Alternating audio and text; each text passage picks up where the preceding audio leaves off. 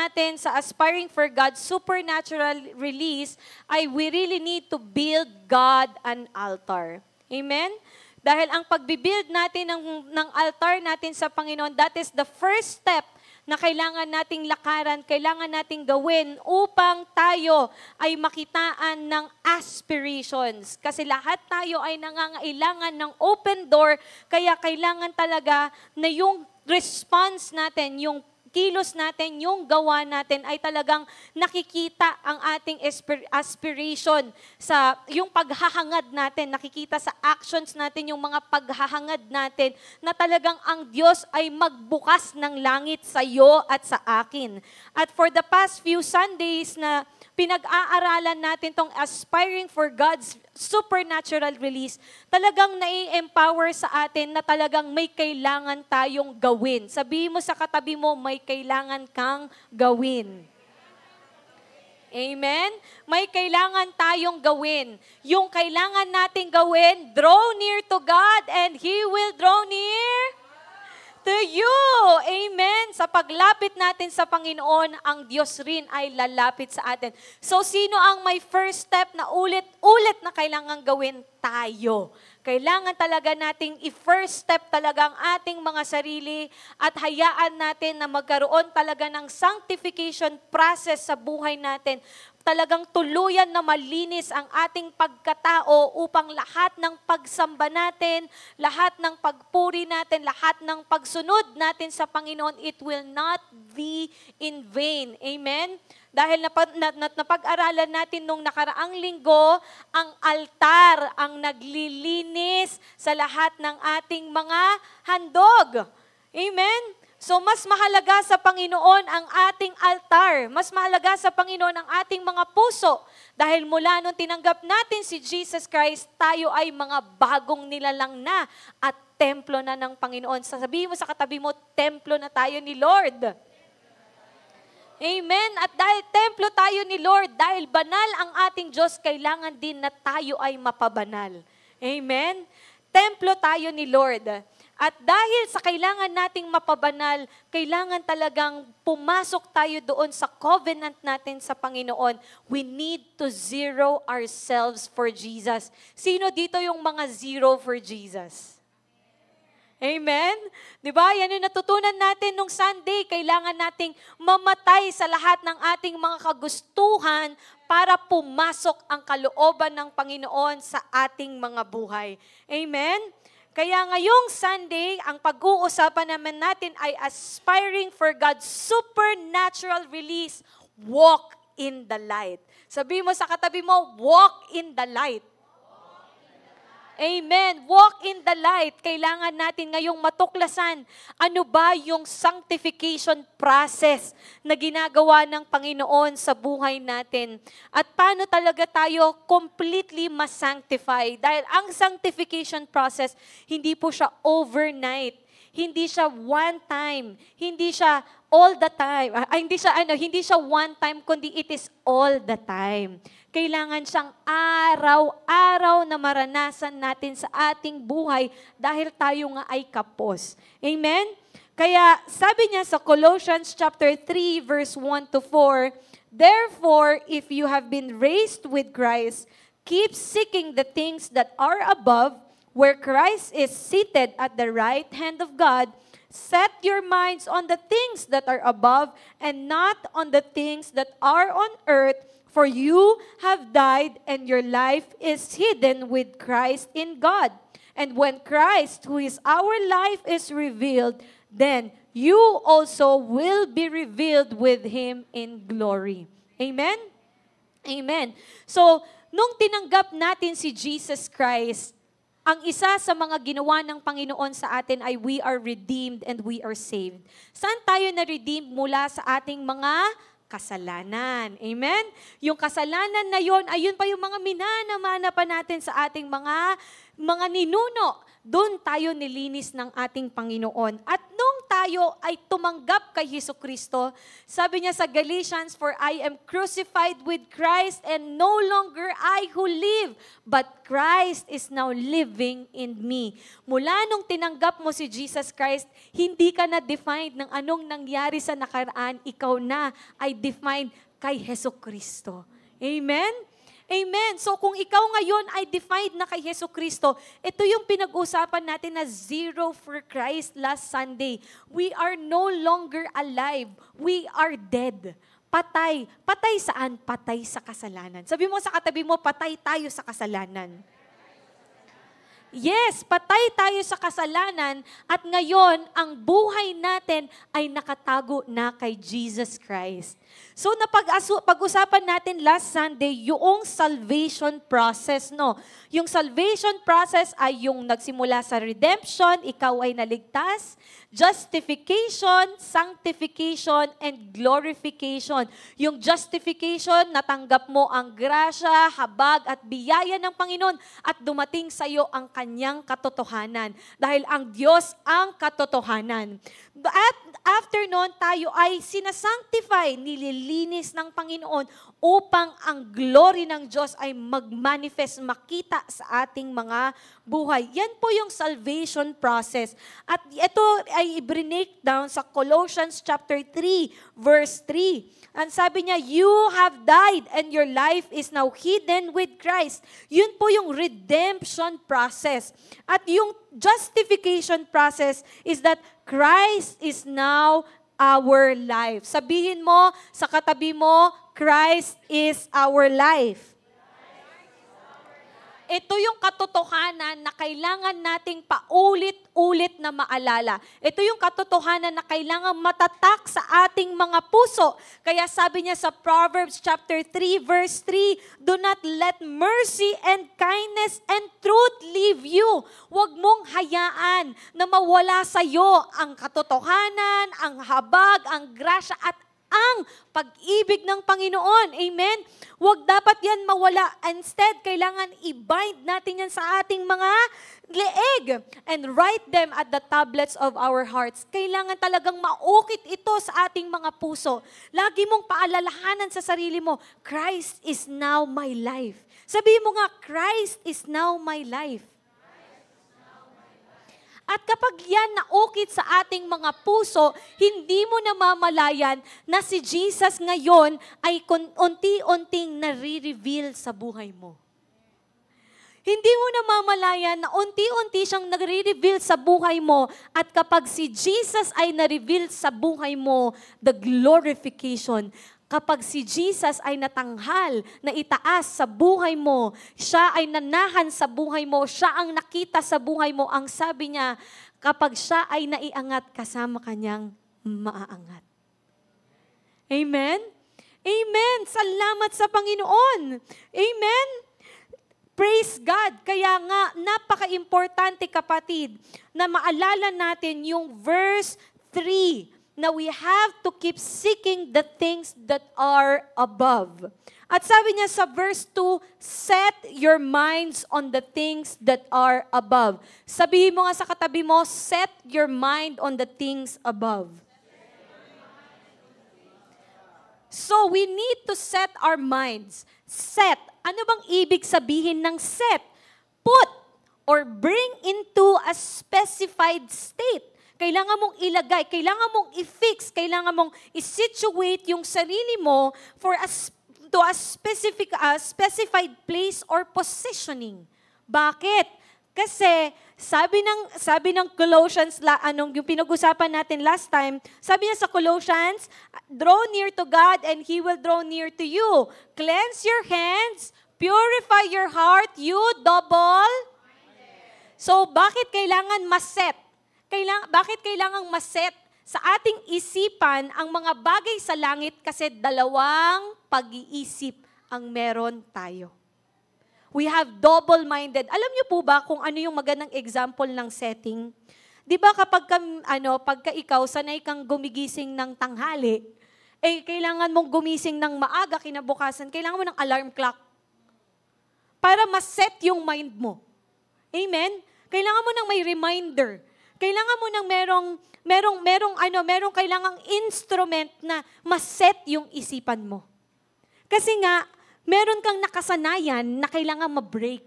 At para ma-break yung nakasanayan na yun, you need to set. Kailangan ng set. Sabi mo sa katabi mo, set. Set. Kailangan itong ma-set. Bakit? Because when we set our minds on the things that are above, hindi mo namamalayan what you are now exercising is your faith. When you set your minds on the things that are above, you are setting your hearts to have faith continuously. When you're setting your minds on the things that are above, you are practicing your faith. Amen?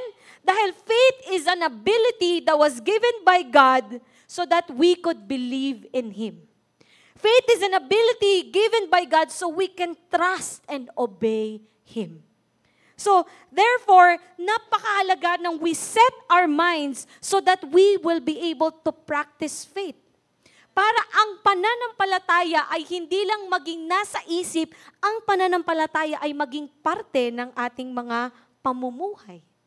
Kaya sabi niya sa Philippians chapter 2, verse 5 to 8, dapat maging katulad kayo ni Kristo Jesus. Yung pananaw ni Kristo Jesus, kahit na nasa katangian siya ng Diyos, hindi niya itinuring ang pagiging kapantay ng Diyos bilang isang bagay na dapat panghawakan. Bagkos, sabi niya, sa halip, ibinaba niya ng lubusan ang kanyang sarili sa pamamagitan ng pag-aanyong alipin, naging tao siya tulad natin. Hinubad ni Jesus Christ ang pagka-Diyos niya. Nagpakumbaba siya. Nagpakaalipin siya. Para alin? Naging kagaya niya tayo. Para alin? Bakit kinailangan ni Jesus Christ gawin yon? Para sa pagiging tao niya, nagpakumbaba siya, naging masunurin siya sa Diyos hanggang sa kamatayan. Para alin? Kinailangan ni Jesus gawin yon para masunod ang kalooban ni Lord. Yung obedience ni Jesus Christ, kahit na Diyos siya, nagpakumbaba siya, nagpakatao siya para makasunod siya sa kalooban ng Panginoon para sa iyo at para sa akin. Amen? Amen.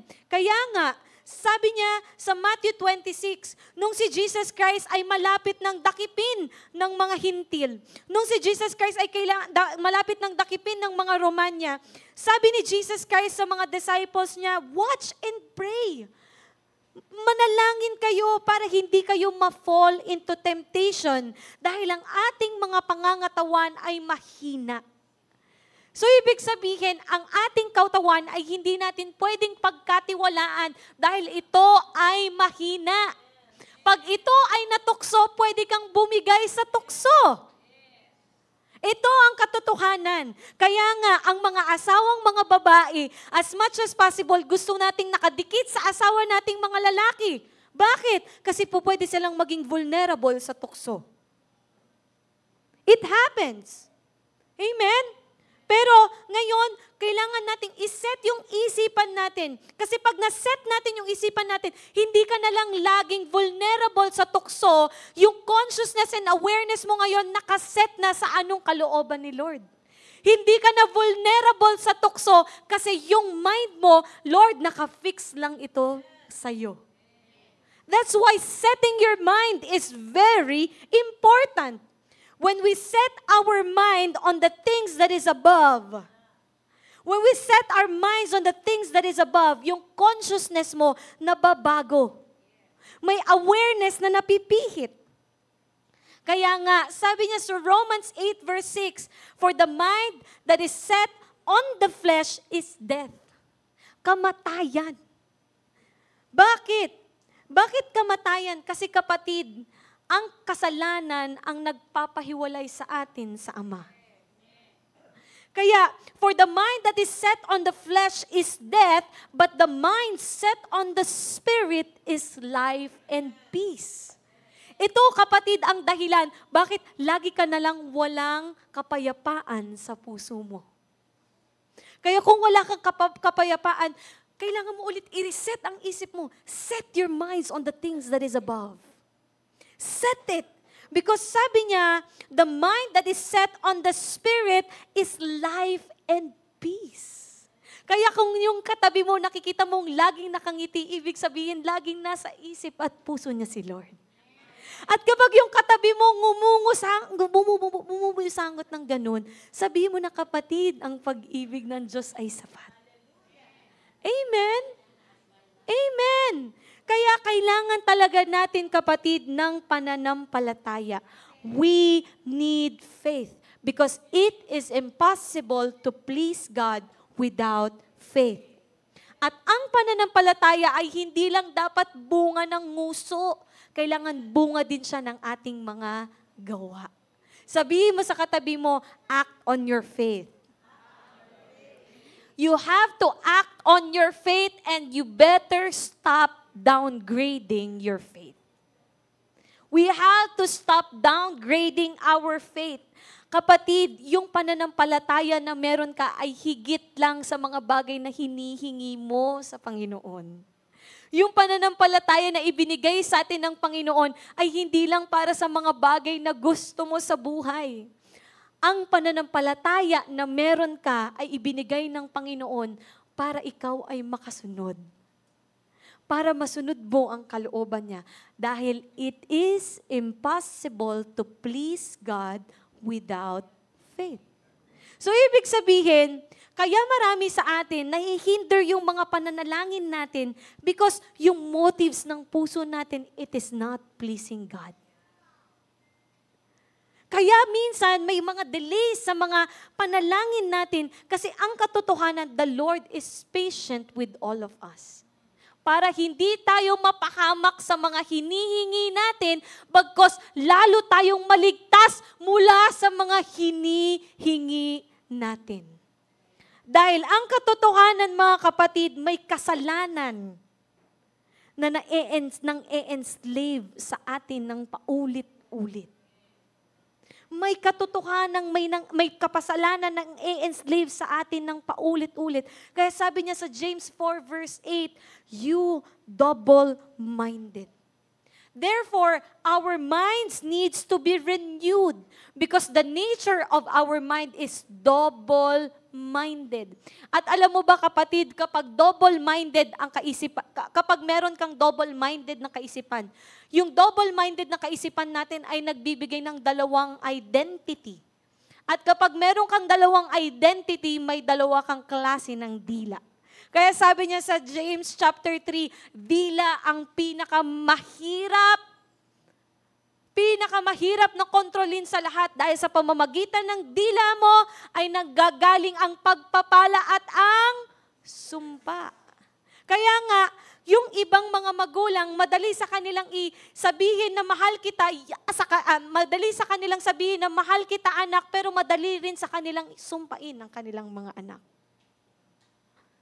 Ito yung mga bagay na kailangan nating ang grasya ng Panginoon, ang pagliligtas ng Panginoon dahil sa pamamagitan, dahil sa double identity natin. Kaya kailangan natin ang pagliligtas ng Panginoon kasi yung double identity natin ay hindi pleasing sa Panginoon. Dahil ang katawan natin ay meant na maging templo niya, banal sa paningin niya. Ibig sabihin, kung banal yan, walang room yan, kapatid, para sa kasalanan. Sabi mo sa katabi mo, dapat walang room ang kasalanan dyan. So, nung tinanggap natin si Jesus Christ, tayo ay naligtas na sa mga kasalanan. Kaya ngayon, kailangan nating maunawaan, ano ba tong mga kasalanan na to? So, nung ikaw ay tinanggap mo si Jesus Christ, ang unang kasalanan na nalinis sa iyo ay yung kasalanan na tinanggap mo pa sa mga ninuno mo. So, ano ngayon yung kailangan, di ba nga nalinis ka na, so bakit merong kailangang i-sanctify? Lord, akala ko ba linis na ako, pero bakit meron pa rin parang merong blatak ng kasalanan sa akin? Alam niyo po ba, kasi merong tinatawag na singular sin, yun yung minana mo, at merong tinatawag na plural sins. Ibig sabihin, ito yung mga dinesisyonan mo. Sabi mo sa katabi mo, may dinesisyonan ka ba? Amen? Marami tayong mga dinesisyonan na alam nating mali sa paningin ng Panginoon. At yung mga sins na to, itong plural na sins na to, ito yung transgression at ito yung iniquity. Yung transgression ay yung alam mong mali sa paningin ng Panginoon, yet pinipili mo pa rin siyang gawin. You are rebelling against God. Ito yung mga bagay na alam mo na ngang mali, ginawa mo pa rin. At yung iniquity, alam mo na ngang mali, binamad mo pa rin yung sarili mo ng paulit-ulit sa kasalanan. Alam mong hindi mo asawa yan, pero paulit-ulit mong sinipingan. Na hindi mo namamalayan, trap ka na. Hindi mo namamalayan, enslaved ka na ng kasalanan. Alam mong hindi kayo kasal. Walang unity, walang covenant na nangyari sa harapan ng Diyos at sa harapan ng tao. And yet, paulit-ulit mong prinactice ang kasalanan. Kaya hindi nakakapagtaka bakit ang tigas na ng mga puso natin. Kaya hindi nakakapagtaka pag sinabi sa iyong katotohanan, ipinaglalaban mo na ang mali. Kasi sabi ni Pastor Dong sa atin, yung mali na paulit-ulit na ginagawa ay nagiging tama rin. Amen? Kaya we have to set our minds again to the things that is above. Kailangan nating iset ulit ang mind natin. Kailangan natin ulit ibalik ang ating kaisipan. Doon sa alin, sa mga bagay na nakakapag-please sa Panginoon. Therefore, we need to learn how to walk in the light. Kailangan nating lumakad patungo sa ilaw. Kaya sabi niya sa 1 John chapter 1 verse 5 to 7, "This is the message that we have heard from Him and we announce to you that God is light." Sabi mo sa katabi mo, God is light. And in Him there is no darkness at all. In God, there is no darkness at all. At so kung meron pang kakunti, kung meron pang parang darkness sa puso mo, kapatid, you have to set your mind. Set your mind. We have to set our mind because in God, there is no darkness at all. And if we say we have fellowship with Him, and yet we walk in the darkness, we lie and do not practice the truth. We lie and we do not practice the truth. But if we walk in the light, as He Himself is in the light, we have fellowship with one another, and the blood of Jesus, His Son, cleanses us from all our sins. So kapatid, pag ikaw pala ay lumalakad ng patuloy kasama si Jesus Christ, lumalakad ka ng patuloy na yung kaisipan mo ay nakatuon kay Jesus Christ, hindi mo namamalayan, you are being cleansed from your sins. Sanctification. This is the process of sanctification. Kaya we need to walk in the light. Sabihin mo sa katabi mo, walk in the light. How are we going to walk in the light? Number one, we have to keep the commandments of the Lord. Kailangan itago natin ang salita ng Diyos sa ating puso. Kailangan ang salita ng Panginoon ay laging nasa ating puso. Ang salita ng Diyos ay kailangan laging nasa ating isipan at ating puso. Dahil the love of God is perfected through keeping His words. Ang pag-ibig ng Diyos ay laging mapaperfect, mabubuo sa puso mo pag ang salita niya ay laging bit natin. Sabihin mo sa katabi mo, bit-bitin mo ang salita ng Diyos. Amen? Kapatid, kaya may mga insecure sa atin. Kaya may mga jealousies sa atin kasi hindi mo nauunawaan, hindi mo pa completely nauunawaan yung identity mo sa Panginoon. Kapatid, ang identity mo sa Panginoon, ikaw ay anak, ikaw ay special, ikaw ay mahal niya.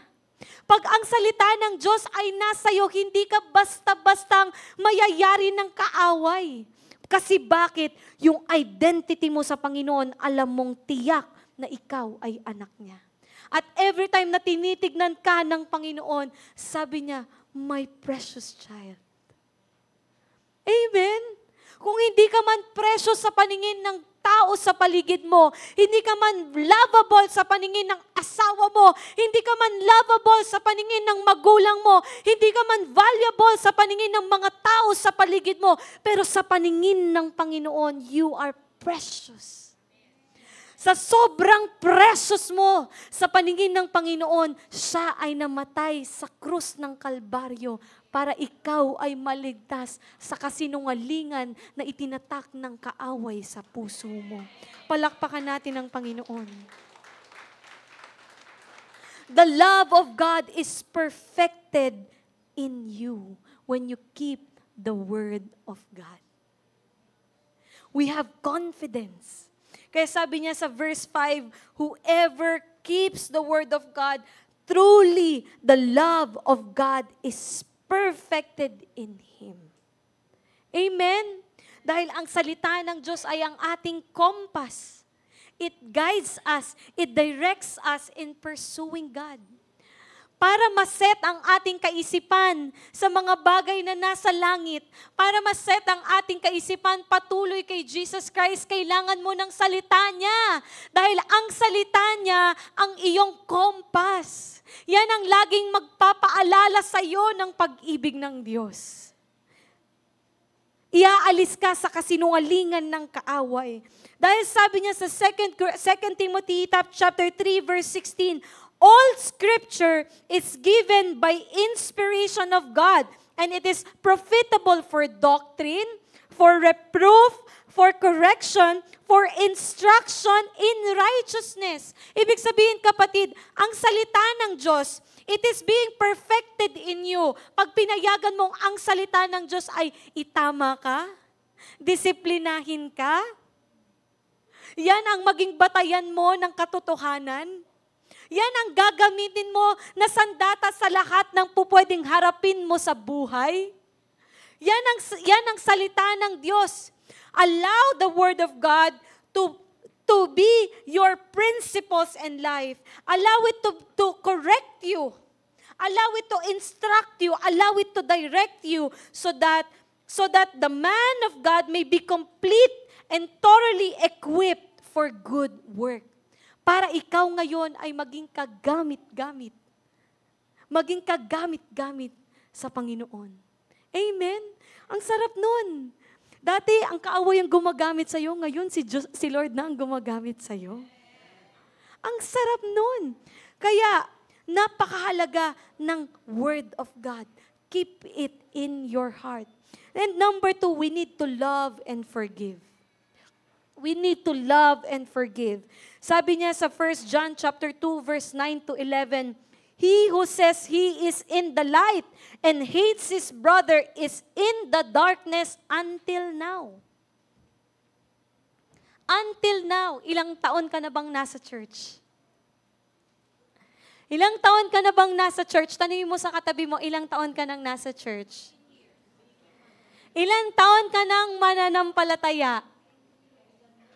Ilang taon ka nang mananampalataya? Hindi mo namamalayan na ikaw pala ay lumalakad sa kadiliman dahil sa hindi mo pagpapatawad.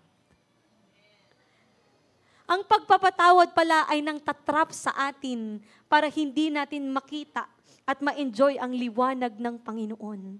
Kaya sabi niya, he who loves his brothers abides in the light and there is no cause for stumbling in him. Pag ikaw ay nagmamahal sa iyong kapatid, hindi ka basta-bastang matitisod. Hindi ka basta-bastang madadapa. Yung gagamitin ka na ng Panginoon, hindi ka pa rin magamit-gamit kasi sa loob ng simbahan, may kagalit ka. Yung salita ng Diyos, sobrang powerful na, ang taas na ng anointing, yung presence ng Panginoon. Gusto mo nang ibigay yung the best na pagsamba mo sa Kanya. Tapos nakita mo yung mother-in-law mo. Grabing galit. Yung ang taas-taas na ng presence ni Lord. Sige, it's your breath in my lungs. Tapos nakita mong nakakainis kasi talaga siya eh. Hello! It is unforgiveness that causes us to stumble. It causes us to stumble. Kasi sabi niya, he who hates his brother is in darkness and walks in darkness. At alam mo ba, when you are in darkness, napakadilim nun. Sobrang dilim nun. At nabubulagan ka na ng paningin. Literal ba na bulag ka? Hindi. Alam mo kung anong katotohanan? Nagdidilim ang iyong paningin. Sa sobrang galit mo, hindi ka na nakakapag-isip ng tama. Dahil punong-puno na ng galit ang puso mo. Sinong may kagagawan? Hindi mo alam. Ang hindi pagpapatawad ay gawa ng kaaway para patuloy kang lumakad sa kadiliman. Pupwedeng nasa church ka, pero dahil hindi ka nagpapatawad, ang kaaway, akin ka pa rin. Stop it. Release forgiveness. Dahil pinalaya ka na ng Lord. Kung ikaw ay pinalaya ni Lord, hindi ba tama lang na ikaw rin ay magpalaya? Sino tayo para hindi magpatawad kung ikaw lang din naman ay pinatawad? Amen. Dahil kagaya mo, nalinlang lang rin tayo ng kaaway. Kagaya mo, kapos tayo sa mga kaalaman, kaya kinailangan natin si Jesus Christ kasi kapos tayo. Kapos tayo. Kaya kinakailangan natin si Jesus. Alam mo ba, itong unforgiveness na to, itong bitterness na to, itong PGH na to, puot, galit at hinanakit, ang naging dahilan bakit yung offering ni Cain ay hindi in-honor ni Lord. Sabi niya sa Genesis chapter 4, verse 3, doon na tayo mag-jump sa verse 4. Natuwa ang Panginoon kay Abel at sa handog nito, pero hindi siya natuwa kay Cain at sa handog nito. Ano bang meron doon sa handog ni Cain? Yung handog ba ni Cain yung problema? Handog ba ni Cain ang problema? At dahil dito, hindi in-honor ng Panginoon yung offering na Cain. At dahil dito, sumimangot si Cain at labis ang kanyang galit. Hindi maunawaan ni Cain bakit hindi in-honor ng Panginoon ang kanyang mga handog. Ilang beses mo nang nasabi, Lord, nag-offering naman ako sa church. Pero bakit hindi pa rin dumadating ang hinihiling ko? Si Cain, ganun yung nangyari sa kanya nung nag-offer siya sa Panginoon. Alam mo ba, dito mo makikita after ng offering, nung hindi tinugon ng Panginoon yung offering niya, anong naging itsura ni Cain? Sumimangot. Sumimangot siya. At alam mo ba, nagalit siya. At kanino siya nang galit? Sino yung pinagbuntunan niya ng galit niya? Yung kapatid niya. Nagsimula sa galit hanggang nauwi sa pinatay na niya ang kapatid niya. Nagdilim yung paningin. Ganito po kasaklap. Ganito po kasama ang unforgiveness. It darkens our minds. Kaya nga, sabi ni Cain, bakit ako ba yung tagapagbantay ng kapatid ko? Hello? Ayaw na niyang maging accountable. Wala nang pag-ibig sa puso niya. Kapatid, ito yung napag-aralan natin ng Sunday. Napakahalaga ang puso natin sa Panginoon. Dahil kapag tama ang puso natin sa Panginoon, yung ibinibigay mo ngayon, mas higit pa yung kaya mong ibigay bukas. Mas higitan pa ni Lord yung kaya pa niyang ibigay sa'yo kasi tama ang puso mo. Ibig sabihin, napakakatiwa-tiwala ka. Dahil hindi nag-i-stop sa iyong pagpapala bagkus sa pamamagitan ng buhay mo na punong-puno ng pag-ibig, umaapaw ang pagpapala. Dahil ang mga taong nakapagpatawad lang ang kayang umibig ng tama. At ang mga taong nakapagpatawad, ito yung mga taong naranasan ang pag-ibig ng Diyos. Sino ang mga nakaranas ng pag-ibig ni Lord? Amen! Lahat tayo ay nakaranas ng pag-ibig ng Panginoon. Kaya sabi niya nga sa Matthew 5 verse 23 to 24, pag ikaw ay naghahandog sa Panginoon at naalala mong may kapatid ka na kinagagalitan mo, iwanan mo muna ang iyong handog. Balikan mo ang kapatid mo, humingi ka ng tawad. Kapatid, hindi na to sa anong nangyari sa inyong dalawa. Obedience. Ang pagpapatawad ay pananampalataya. Pananampalataya. Kailangan nating magpatawad dahil galing to sa Diyos. Kaya kailangan mong i-release yan para hindi ka paulit-ulit na natatrap sa mundo. Kaya ang ating number 3, do not love the world. Huwag mo nang paulit-ulit na ibigin ang mundo. Because everything sa lahat ng mundong ito, sa lahat ng mga bagay na nasa mundong ito, lahat ito kapatid ay may expiration. Ang Diyos lang ang tanging eternal. Diyos lang ang tanging eternal. Kaya wag nating ibigin ang mga bagay sa mundong ito. Ano yung mga bagay na yun? Yun yung lust of the flesh, lust of the eyes, and pride of life. Yung mga masasamang hilig ng ating laman, mga pagnanasa na nakikita natin, at lahat ng mga pagmamayabang natin sa buhay, isuko na natin yan sa Lord. Ano pa bang kaya mong ipagmayabang kung alam mong ang buhay mo ay galing naman sa Kanya? Kaya kanina habang nag-worship tayo, it's your breath in my lungs that I pour out my praise. Bakit mo ipo-pour out? Kasi yung hininga mo, hindi sa'yo galing sa Diyos yan. Galing sa Diyos ang hininga mo. So kung galing sa Diyos ang hininga mo, yung hininga na nagbibigay ng buhay sa'yo, dapat lang na ibigay mo ang buhay na yan sa Diyos. Kaya do not love this world. Love Jesus Christ. Mahalin mo ang ating Panginoon. Dahil kailangan nating maintindihan, sa the last days, there will be difficult times. Alam mo ba, we are now living in the last days. In 2 Timothy chapter 3, verse 1 to 4, people will only love themselves and their money. People will only love themselves and their money. They will be boastful. They will be proud. Scoffing at God. Laging nagre-reklamo sa Panginoon. Laging sinisisi si Lord. Disobedient sa mga magulang. Mga ungrateful na mga tao. Ito yung mga pag-uugali na hindi kalugod-lugod sa paningin ng Panginoon. Ito yung mga bagay na kailangan nating itakwil sa ating mga buhay. At alam mo ba kung ano pa yung matindi dito? Sabi niya sa verse 5, they will act religious. Nagpupunta sa church, lulukod mula sa labas, papunta sa harapan, ilang beses na paulit-ulit yung ipinapanalangin. Sorry po.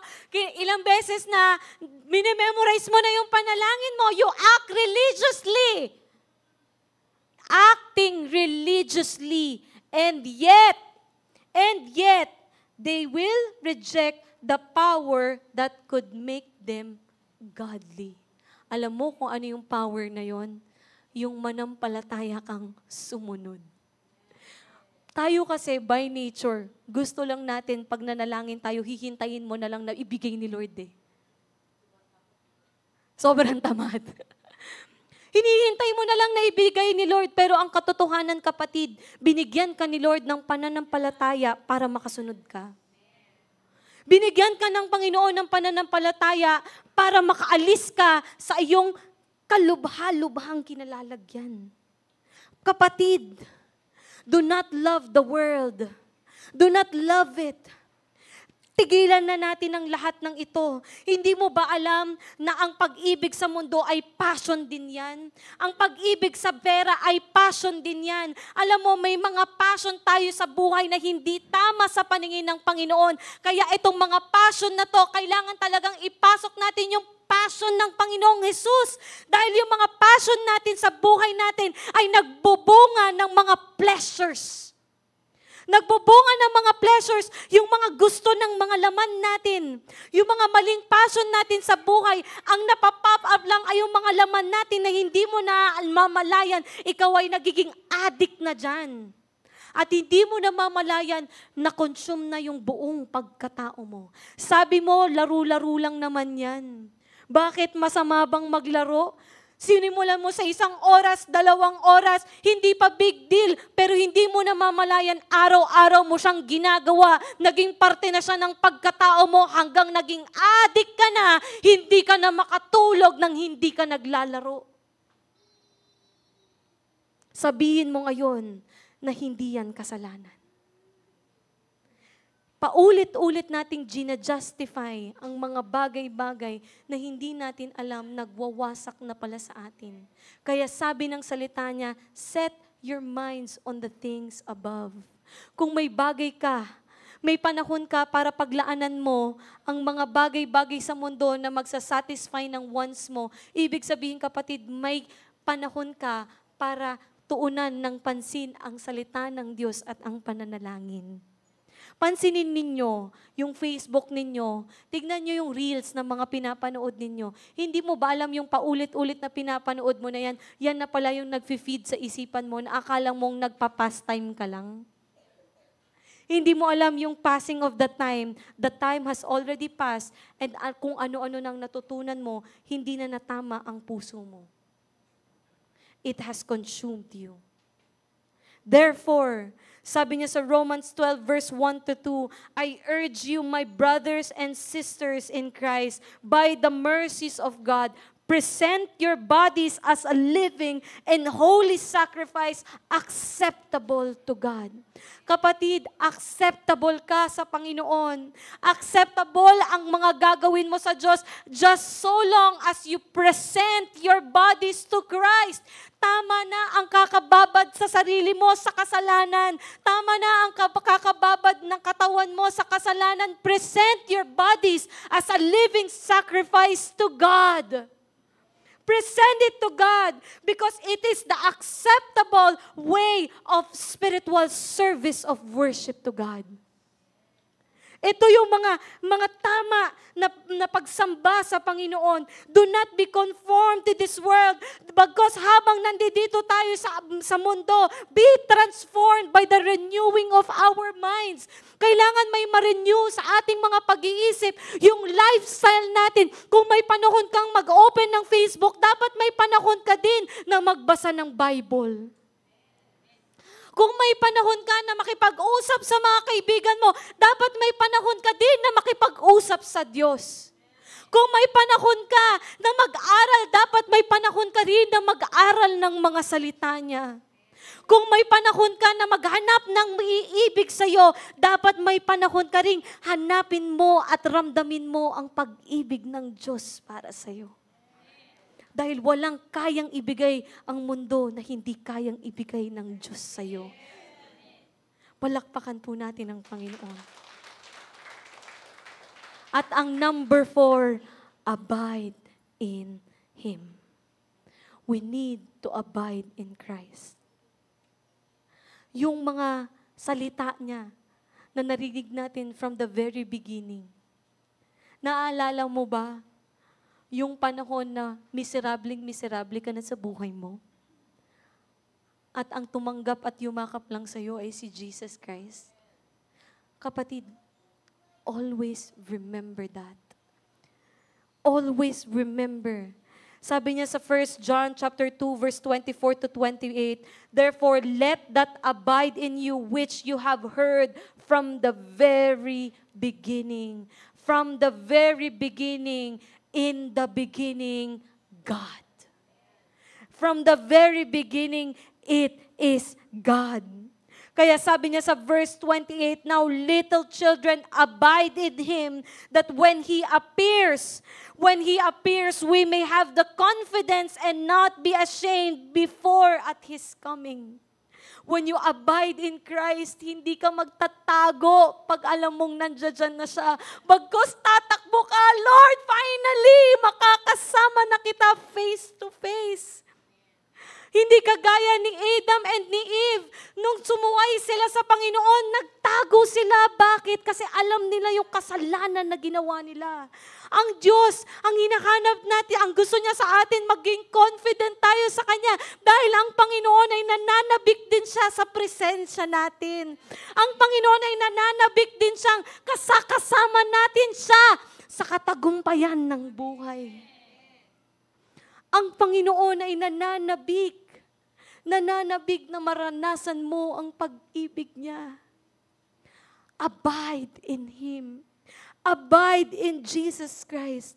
Dahil kapag ikaw ay nag-abide sa Panginoon, you will have that kind of confidence na kahit ang kaaway ay manginginig. Dahil sasabihin mo lang sa kaaway, in the name of Jesus Christ, you have no power over me and you have no power over my family.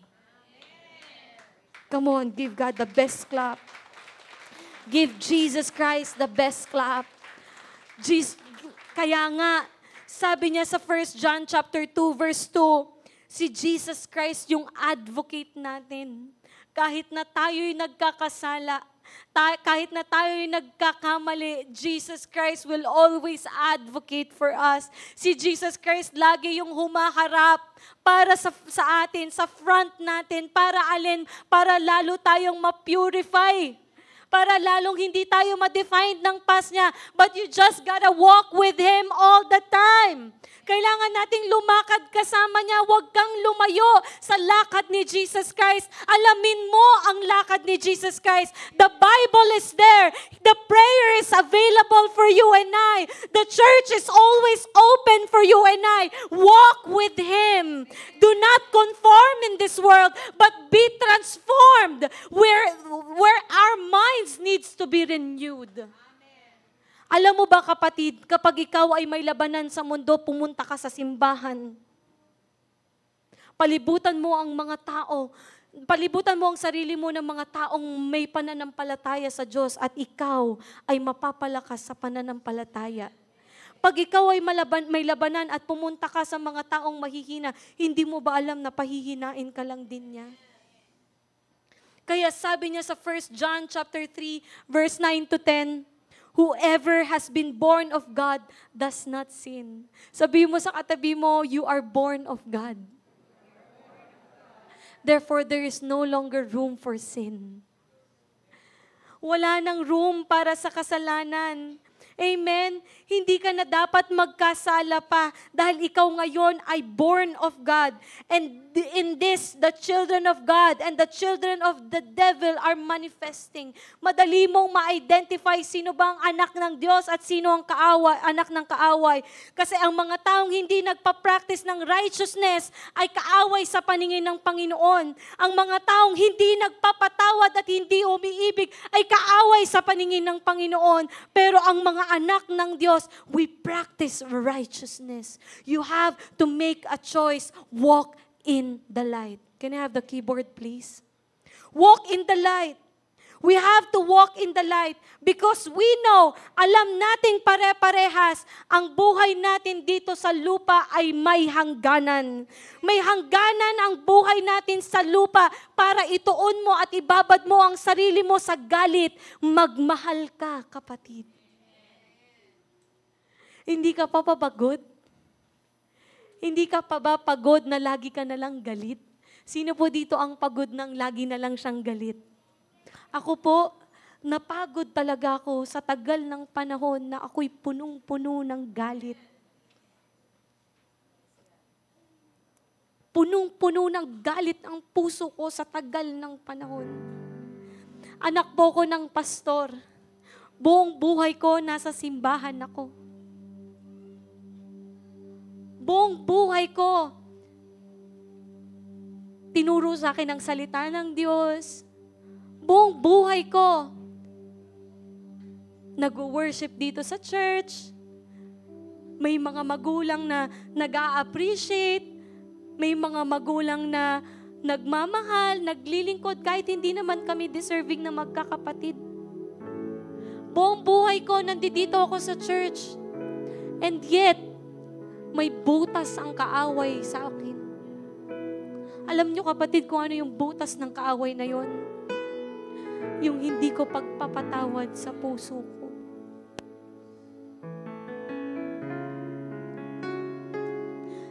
Kasi paulit-ulit kong sinabi sa sarili ko, biktima lang ako. Paulit-ulit kong sinabi sa sarili ko, tinake advantage ako. Paulit-ulit kong sinabi sa sarili ko, pinagsamantalahan ako. Paulit-ulit kong sinabi sa sarili ko, bata ako pero pinagsamantalahan ako.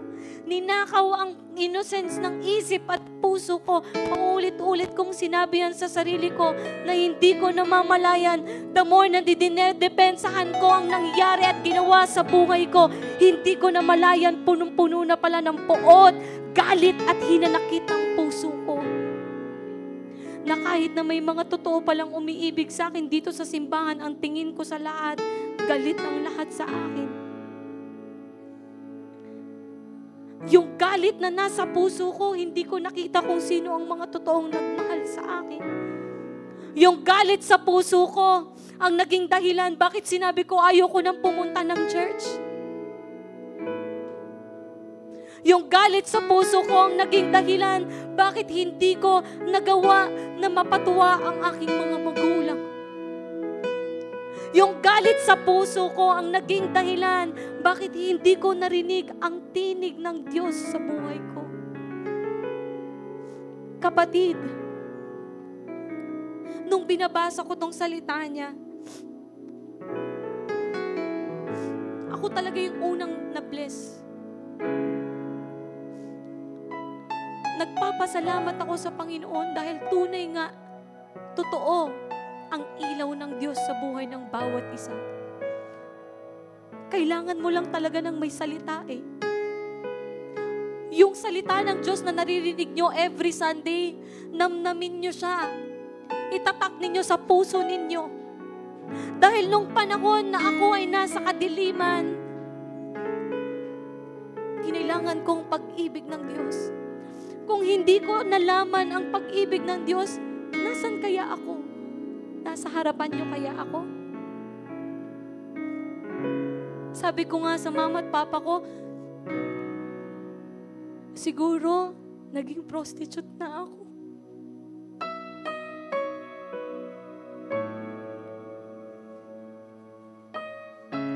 Kung hindi dahil kay Jesus Christ.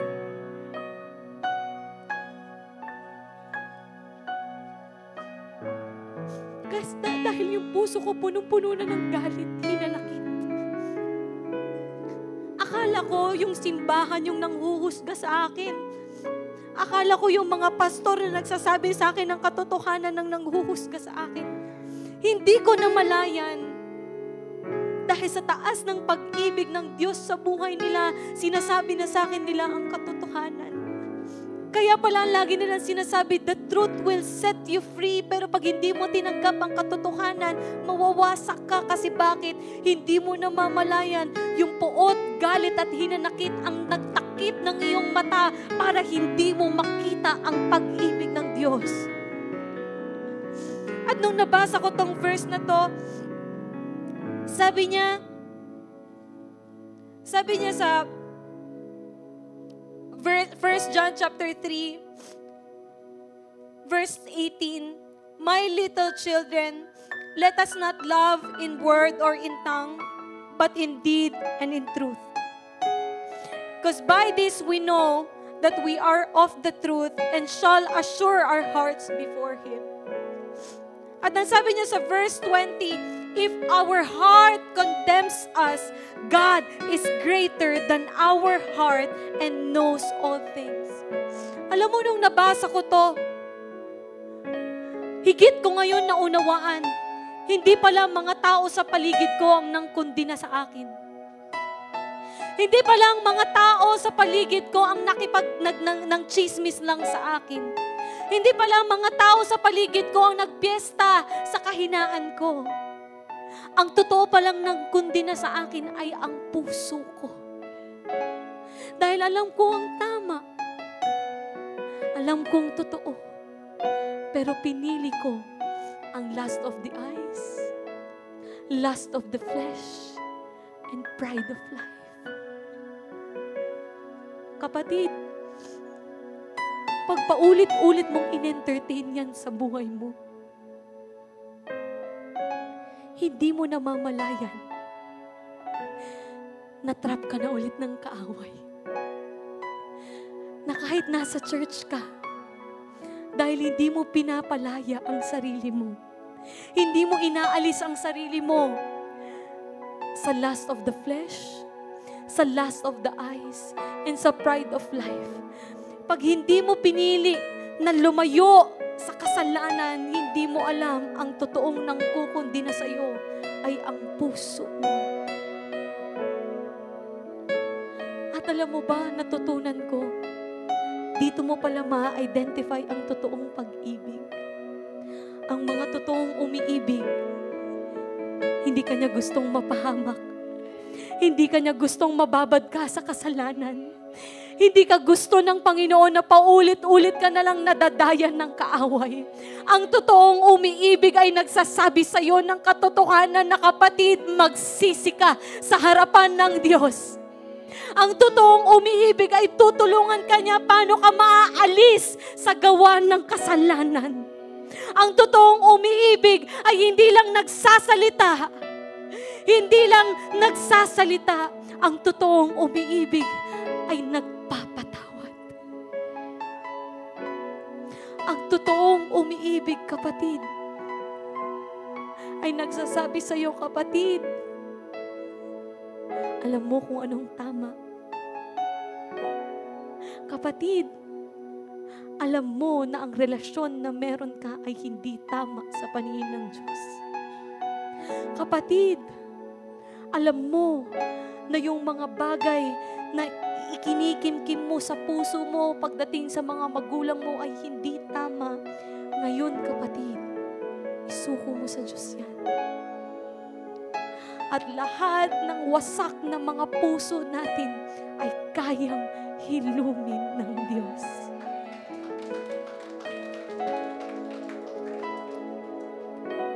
Kayang hilumin ng Panginoon ang ating mga wasak na puso. Dahil God is greater than our hearts. God is greater than all the things that we know. At sabi niya sa verse 21, kapag ang puso mo ngayon ay hindi ka na kinukundi na, may confidence ka nang humarap sa Diyos. Hindi ka na matatakot. Hindi ka na mangangamba.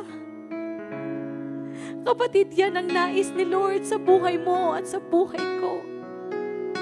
Na huwag kang mabuhay sa takot dahil nagkamali ka. Huwag kang mabuhay sa kahihiyan dahil may mali kang pinili sa buhay. Huwag kang mabuhay sa pangamba dahil pinuno ka lang, dahil natisod ka lang. Huwag kang mabuhay sa puot, galit at hinanakit. Yan ang nais ni Lord sa buhay mo at sa buhay ko. Bagkus ang gusto ng Panginoon sa iyo at sa akin ay humarap ka sa Kanya. Anak, hihilumin ka niya. Lahat ng pag-ibig na hinahanap mo sa mundo, kayang-kaya niyang ibigay sa iyo. Salamat, Panginoong Yesus. Dahil ngayong linggong ito, pinahayag mo sa amin, Panginoon, na Ikaw ay ilaw. Ikaw ang buhay. Ikaw ang hininga. Lord, sa ginawa mo sa krus ng Kalbaryo, Panginoon, sapat na para kami, Lord God, ay sumuko sa iyong harapan. Sapat na, Lord, ang ginawa mo sa krus ng Kalbaryo. Sapat na, Lord God, ang ginawa mo para lahat ng kulang, lahat ng kasinungalingan, lahat ng pangkukundina ng kaaway sa aming buhay ay tapos na.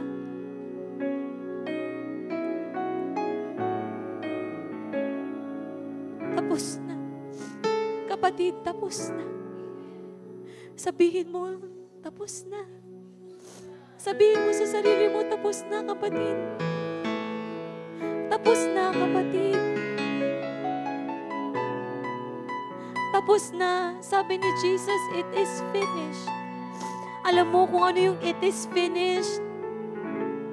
Hindi lang yung kasalanan na meron ka. Bagkus tapos na ang lahat ng labanan sa mundo. Lahat ng labanan mo sa sarili mo, tapos na. Tapos na. It is finished. Kapatid, wala ka nang kailangang labanan pa.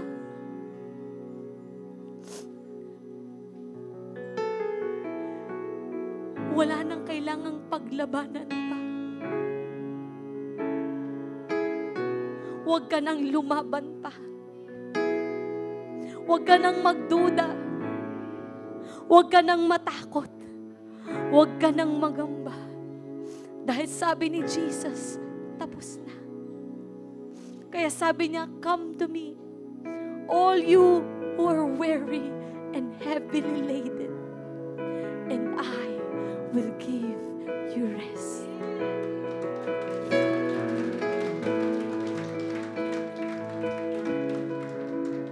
Sa lahat ng gustong makaranas, natapusin ni Lord lahat ng labanin mo sa buhay, I invite you all, tumayo ka sa Ama. Lahat ng mga doubts mo, lahat ng mga fears mo, lahat ng mga worries mo, lahat ng mga hindi mo nauunawaan sa buhay, lahat ng mga battles mo sa buhay, lahat ng labanan mo kapatid sa buhay, labanan mo sa sarili mo, labanan mo sa asawa mo, labanan mo sa mga magulang mo. Kung may labanan ka, kapatid, at hindi mo na kaya, kung hindi mo na kaya yan, sige kapatid, lumapit ka sa Ama. Kung kayang baguhin ni Lord ang buhay ko, kung kayang baguhin ni Lord ang lahat ng mga tao sa simbahan, kung kayang baguhin ni Lord ang takbo ng mga buhay natin, kayang gawin din ni Lord yan sa buhay mo. Kayang baguhin ni Lord ang lahat ng yan. Huwag mong patigasin ang puso mo, kapatid. Huwag mong pagatigasin ang puso mo. Idulog mo yan sa Ama. Oh, Shakira, Mama, Mama, Shakira, Yara, Baba, Baba, Baba, Baba, Indayara, Baba, Baba, Baba, Baba.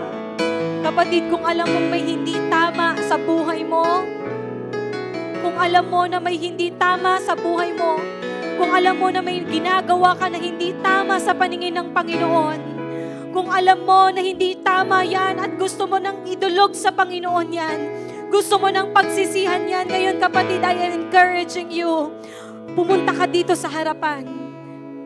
Do not fear, huwag kang matakot. There is no condemnation in Christ Jesus. Hindi ka tinitignan ng Panginoon sa anong ginawa mo. Hindi tinitignan ng Panginoon kung anong maling pinili mo. Ang tinitignan ng Panginoon, open ba ang puso mo? Handa ba ang puso mo? Lalapit ka ba sa Kanya? Gusto mo ba na hindi ka na lang paulit-ulit na natitisod sa buhay? Gusto mo ba na lahat ng ibinibigay mo sa Panginoon ay maging banal sa paningin niya? Gusto mo ba na hindi masayang ang lahat ng pagsunod mo sa Diyos? Gusto mo ba na hindi masayang ang lahat ng pagpunta mo dito sa simbahan? Gusto mo ba na hindi ma-put to waste ang lahat ng mga ginagawa mo sa Panginoon? Kapatid, I encourage you, pumunta ka dito sa harapan. Tapos na ang labanan ng iyong isipan. Kung alam mong mali ang iyong ginagawa, huwag ka nang mag-isip, pumunta ka sa harap. Oh, come on, come on, come on. Come on, church. Come on, church. Pray. Pray, pray, pray. Let the Holy Spirit fill us. Let the Holy Spirit consume us. Let the Holy Spirit fill us. Come on, come on, come on, come on, come on. Church, with one voice, with one voice, with one voice, manalangin tayo.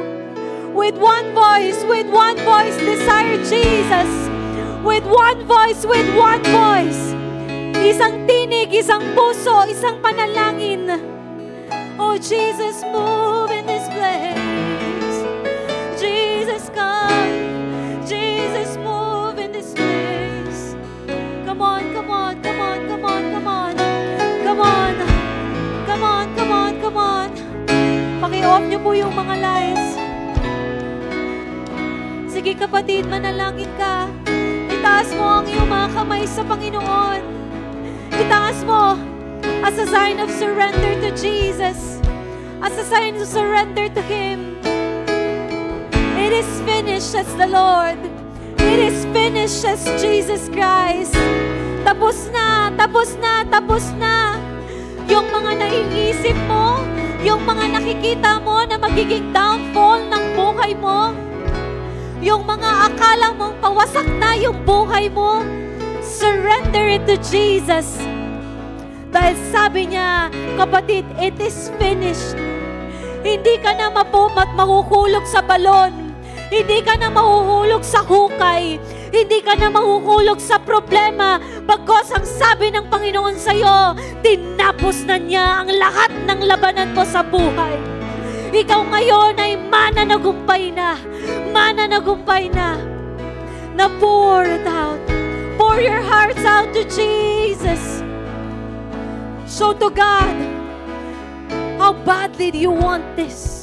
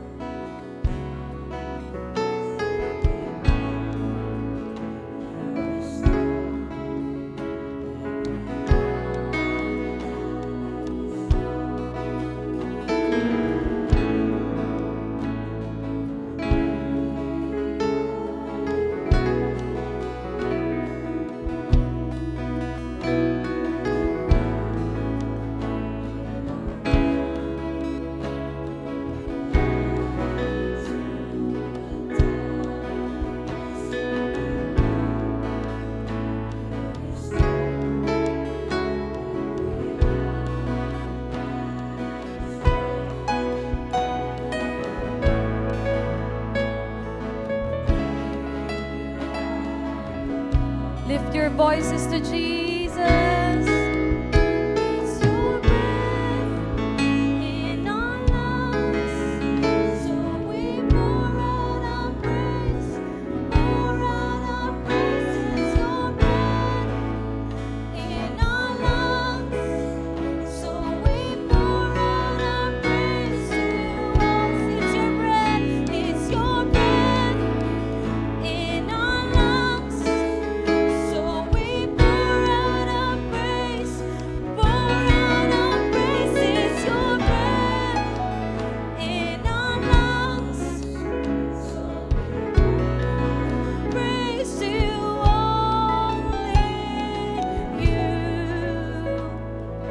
Kapatid,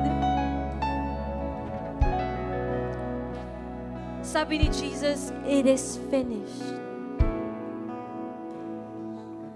Kung naniniwala ka na tinapos na ni Jesus yan sa buhay mo, rejoice in the Lord. Give your life to Jesus. Give it all to Jesus. Give your breath, give your life, give it all to Jesus. As we worship God, our pastors will come to you. But you have to prepare your hearts. Ihanda nyo yung puso ninyo at tanggapin ang mensahe ng Panginoon sa iyo ngayong umaga. Ihanda mo ang puso mo na tanggapin ang Holy Spirit sa buhay mo. Ihanda mo ang puso mo na tanggapin at bitbitin ang himala ng Diyos sa buhay mo. As we worship God again this morning, give it all. Give your best worship to Jesus. At sa lahat po ng mga nasa likod, manalangin po kayo sa isa't isa that you may be able to walk in His Word, in His light, and may the forgiveness of Christ consume you so that faith will be strengthened in you and you will be able to obey the will of Jesus Christ. Let's all worship Jesus together. Let's all give praise to Jesus together. And with one voice, with one heart, aspire for the supernatural release of Jesus to you this morning. Aspire it. Aspire the supernatural release. Aspire it. Aspire it. Kung dinidesisyonan mo sa buhay mo ngayong umaga na tinatalikuran mo na ang mga maling pamumuhay and you want to walk in the light of Jesus, aspire it now this morning. Raise your voices. Raise your hands to Jesus. Pastors, please come forward.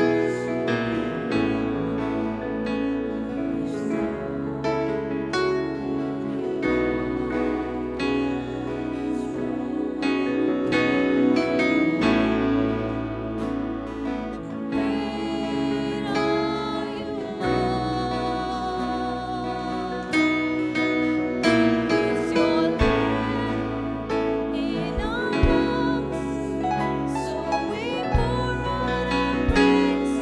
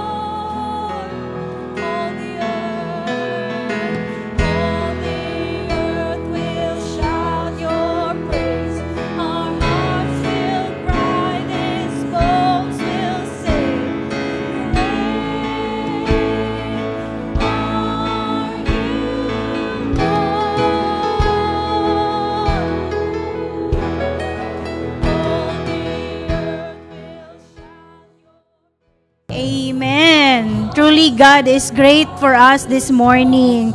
Wow, ang ganda ng mensahe ng Panginoon sa atin. Walk in the light. And as we walk in the light, we need to set our standard, set our eyes to Jesus, the author and the perfecter of our faith. Sabi niya sa kanyang mga salita sa John 15, "Remain in me and I will remain in you. For a branch cannot produce fruit if it is severed from the vine, and you cannot be fruitful unless you remain in me. Yes, I am the vine, you are the branches. Those who remain in me, and I in them, will produce much fruit. And far apart from me, you cannot do nothing." Yes, wala tayong magagawa kung wala ang Panginoon sa atin. Wala tayong magagawa kung tayo ay nasa kadiliman. Kaya kapatid, napakaganda ng mensahe sa atin ngayong umagang ito. We need to walk in the light. Set our eyes to Jesus because in Jesus there is life. Lord, salamat. Salamat sa lahat ng mga nakakinig, nakapanood, nakarinig ng mensahe mo sa umagang ito. Tunay na ang salita ng Diyos ay totoo sa ating buhay. Ito ay nagbabago. Yung hindi natin kaya, Diyos ang may kayang gagawa niyan. Ang Panginoong Jesus lamang ang may kayang gumawa niyan. Kaya kung ikaw ay namumroblema, kung ikaw ay nasa gitna na hindi mo maintindihan ang mga pangyayari sa buhay mo, isa lang ang susi niyan, ang Panginoong Jesus. Kaya ngayong oras na ito, tayo magpasalamat, magpuri sa Diyos, manalangin. Lord, salamat sa regalo ng buhay. Salamat, O Diyos, dahil kami patuloy na makapaglingkod sa iyo. Lord, dahil ang ilaw mo ay nasa amin, kaya Lord, hindi ito mananatili sa amin. Lalo mo itong magliliwanag ang buhay ng bawat isa. Patutuon namin, O Diyos, patutuon ang bawat mga viewers mo, Panginoon, sa mga oras na ito. Lord, hindi man namin sila kasama physically, pero Lord, nanonood man sila online. Lord, alam namin ang mga salita mo ay higit sa lahat. Abutin mo sila ng iyong mahiwagat, mahabang kamay, Panginoon. Abutin mo rin, O Diyos, ang mga nasa banig ng karamdaman sa mga oras na ito. O Lord, sa iyo kami umaasa.